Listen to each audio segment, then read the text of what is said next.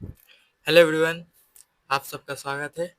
आज का ये सेकंड वीडियो है आंसर राइटिंग का। ठीक है, आंसर राइटिंग में ये टॉपिक है वर्ल्ड हिस्ट्री का इंडस्ट्रियल रेवोल्यूशन। ठीक है, यहाँ पे देखिएगा industrial revolution, French revolution, world war, इससे ही क्वेश्चन आता है। ठीक है, ज़्यादातर वर्ल्ड हिस्ट्री का क्वेश्चन 5-6 टॉपिक है, वो 5-6 टॉपिक आप अच्छे से पढ़ लीजिएगा, उसका इम्पैक्ट पढ़ लीजिएगा।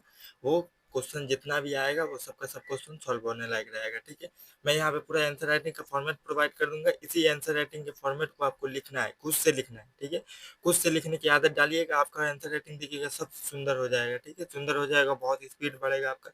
बहुत सारे बच्चे आंसर राइटिंग नहीं लिख पाते हैं क्योंकि उनके पास वो मटेरियल नहीं होता कि आंसर राइटिंग करने के लिए। क्वेश्चन तो उनके पास मिल जाता है लेकिन मटेरियल नहीं मिलता कि उसका इंट्रोडक्शन कहाँ से मैं ढूंढूं, बॉडी कहाँ से ढूंढूं। बॉडी तो लगभग मिल जाएगा, कंक्लूजन कहाँ से ढूंढूं। तो इस वीडियो में सब कुछ मिल जाएगा। ठीक है, इंट्रोडक्शन भी आपको मिल जाएगा, कंक्लूजन भी मिल जाएगा और बॉडी का पूरा स्ट्रक्चर भी मिल जाएगा। ठीक है, कि बॉडी में क्या क्या लिखा हो लिखो। ठीक है, क्वेश्चन देखिए, assess the extent to which the industrial revolution contribute to the outbreak of world war। ठीक है, इंडस्ट्रियल रेवोल्यूशन का इम्पैक्ट कैसे पड़ा वर्ल्ड वार को खत्म करने में। ठीक है, वर्ल्ड वार का इम्पैक्ट जो था उसको कम करने के लिए ने में इंडस्ट्रियल रेवोल्यूशन का क्या रोल रहा। ठीक है, क्वेश्चन यही पूछा है। देखिए, assess the extent to which industrial revolution contribute to outbreak the of world war. ठीक है, वर्ल्ड वार के खत्म होने के बाद वर्ल्ड वार का जो इम्पैक्ट था उसको इंडस्ट्रियल रेवोल्यूशन के लिए कैसे खत्म किया है। ठीक है, देखिए इंट्रोडक्शन में आपको industrial revolution and world war के बारे में लिखना है, link between industrialization and building to the war. ठीक है, बॉडी में आपको देखिए इकोनॉमिक एंड इंडस्ट्रियल चेंज लिखना है। ठीक है, रैपिड इंडस्ट्रियलाइजेशन हो गया, इकोनॉमिक ग्रोथ हुआ इन यूरोप में। ठीक है, कंपटीशन और रिसोर्स मार्क। ठीक है, कंपटीशन बहुत ज़्यादा बढ़ा उस वजह से, इंडस्ट्रियलाइजेशन की वजह से। ठीक है, टेक्नोलॉजी का एडवांसमेंट हुआ, development of new weapon, military technology. ठीक है, impact of military strategies and arm race. ठीक है, सोशल एंड पॉलिटिकल इम्पैक्ट में असर पड़ा, राइज ऑफ नेशनलिज्म पड़ा, इंपेरियलिज्म जिसका इम्पैक्ट इंडिया में भी पड़ा, फ्लूइड बाय द इंडस्ट्रियलाइजेशन। ठीक है, social change leading to the political tension. उसके बाद देखिए alliance system and military building. ठीक है, formation of alliance due to industrial and military revival.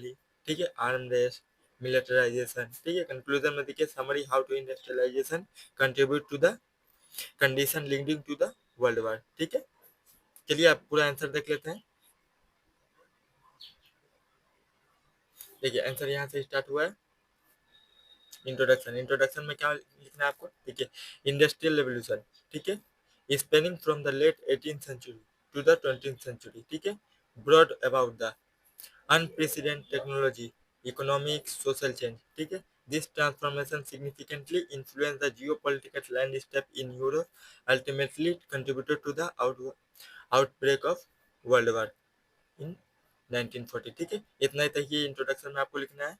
ठीक है, 10 मार्क्स का क्वेश्चन है, ज़्यादा लंबा लिखकर कोई फायदा नहीं है। ठीक है, इतना ही इंट्रोडक्शन आपको मिल गया। Industrial revolution spinning from the, ये यहाँ से यहाँ तक स्टार्ट हुआ। ब्रॉट अबाउट द क्या क्या लाया, अनप्रेसिडेंटेड टेक्नोलॉजी लाया, इकोनॉमिक इम्पैक्ट लाया, सोशल चेंज लाया। ठीक है, this transformation significantly influence the geopolitical landscape of Europe, ultimately contributed to the outbreak of world war. ठीक है, इसमें देखिए इंट्रोडक्शन में सब कुछ आ गया है कि वर्ल्ड वार कब हुआ, इंडस्ट्रियल रेवोल्यूशन कब आया, उसका उसका इम्पैक्ट क्या पड़ा, technology, economy, social and transform significantly geopolitical impact में उसका असर कैसे पड़ा। ठीक है, इंट्रोडक्शन में सब कुछ हो गया। बॉडी में जो होगा उसका निचोड़, जैसे बोला नहीं जाता निचोड़, वो इंट्रोडक्शन में वही निचोड़ है।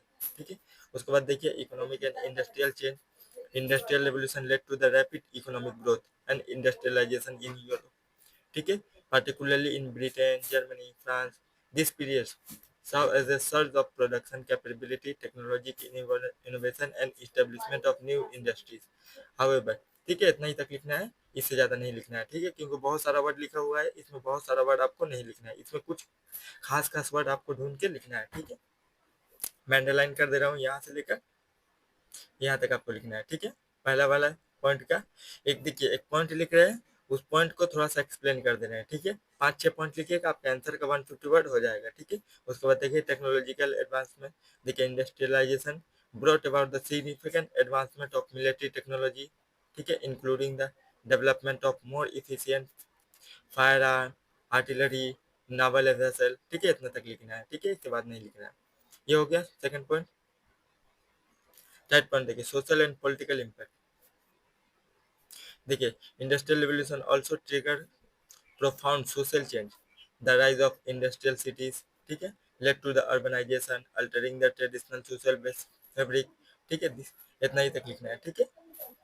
उसके बाद देखिए alliance system and military buildup, industrial and military revival contribute to the formation of complex alliance system, ठीक है। The triple entente, France, Russia, Britain, the triple alliance, Germany, Austria, Hungary, ठीक है, emerges as a opposing bloc, ठीक है, इतना तक लिखना है। उसके बाद देखिए कंक्लूजन में आपको यहाँ से लेकर यहाँ तक लिखना है आपको, ठीक है। ये वाला 3 लाइन लिखना है। देखिए इंडस्ट्रियल रिवॉल्यूशन